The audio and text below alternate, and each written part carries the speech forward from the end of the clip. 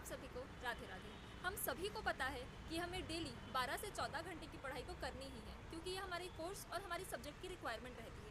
लेकिन क्या उसके बाद भी हम उतनी एफिशिएंटली 12 से 14 घंटे की पढ़ाई कर पाते हैं? The answer is no. हम क्यों प्रॉब्लम्स फेस करते हैं? मैंने मेजरली 2 प्रॉब्लम फेस की है। एक तो हम उस सब्जेक्ट से बोर हो जाते हैं और दूसरा नींद की प्रॉब्लम। तो मैंने क्या सॉल्यूशन निकाला दोनों चीज़ों का? देखिए, अगर आप पढ़ाई से बोर हो जा रहे हैं, अगर आप कोई भी सब्जेक्ट उठाएं, आपका पढ़ने का मन ही नहीं है, तो आप क्या कीजिए, आप अपनी पढ़ाई का प्लेस बदलिए। जैसे कि मैं सुबह की पढ़ाई अपने टेरेस पे करती थी, अपने छत पे करती थी। वो आपकी एफिशिएंसी भी बढ़ाएगा और आपका उस सब्जेक्ट में इंटरेस्ट भी लाएगा।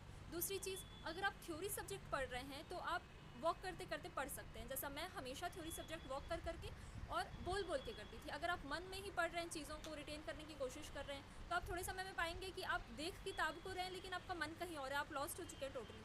इसलिए आप बोल बोल के पढ़ाई कीजिए। जो भी आप पढ़ रहे हैं ना, आप उसे बोलिए, आप बोल के पढ़ाई कीजिए, रिटेंशन पावर भी बढ़ेगी।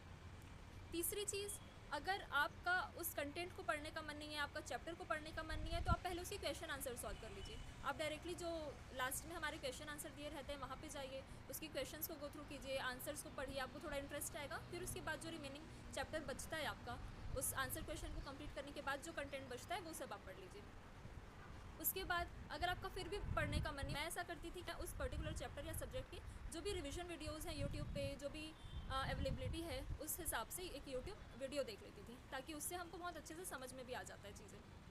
तो ये कुछ चीज़ें हैं, अगर आप बोर हो रहे हैं तो आप इन चीज़ों को फॉलो करके अपना इंटरेस्ट बना सकते हैं उस पर्टिकुलर सब्जेक्ट में। दूसरी जो प्रॉब्लम हमें फेस करने को मिलती है वो है नींद की प्रॉब्लम, कि जैसे ही हम बुक खोल के बैठते हैं हमें नींद आने लग जाती है। तो इस चीज़ का क्या सोल्यूशन है? देखिए, हम चाय या कॉफ़ी ले सकते हैं। सबसे पहली चीज़ तो अगर आपको चीज़ें सूट करती है तो आप अपने अकॉर्डिंगली चाय या कॉफ़ी लीजिए, वो रिफ़्रेशमेंट के लिए भी ज़रूरी है, ठीक है।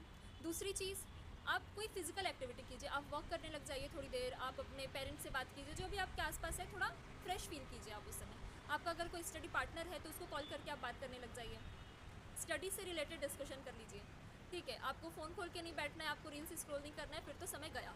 आप अपने स्टडी पार्टनर से स्टडी की ही बात कर सकते हैं, अपने पढ़ाई से संबंधित बातें आप कर सकते हैं। तीसरी चीज़ ये है कि आप स्टडी का टाइम समझिए, ठीक है, कि किस समय आपकी पढ़ाई बहुत अच्छी होती है। मेरी पढ़ाई रात में बहुत अच्छी होती थी, तो मैं रात में बहुत अच्छे से एफिशिएंटली अपनी पढ़ाई कर पाती थी। कई लोगों की दिन में पढ़ाई अच्छी होती है, तो उस तरीके से अपना समय समझते हुए आप पढ़ाई कीजिए, पूरा फोकस के साथ पढ़ाई कीजिए। 12 से 14 घंटे की पढ़ाई करनी है, ठीक है, लेकिन 12 से 14 घंटे आर्ट्स में ना देख के उस प्रॉपर उस घंटे का आउटपुट देखना है हमको, कि उस 12 से 14 घंटे में जितनी पढ़ाई होनी चाहिए वो कितनी एफिशिएंटली हम कंप्लीट कर पा रहे हैं, कितनी अच्छे से चीज़ों को कवर कर पा रहे हैं, ठीक है। तो यही सारी कुछ चीज़ें हैं जो आपको ध्यान रखनी है, और आप इन चीज़ों को करेंगे तो आप डेफिनेटली अपने टारगेट्स को अचीव कर पाएंगे।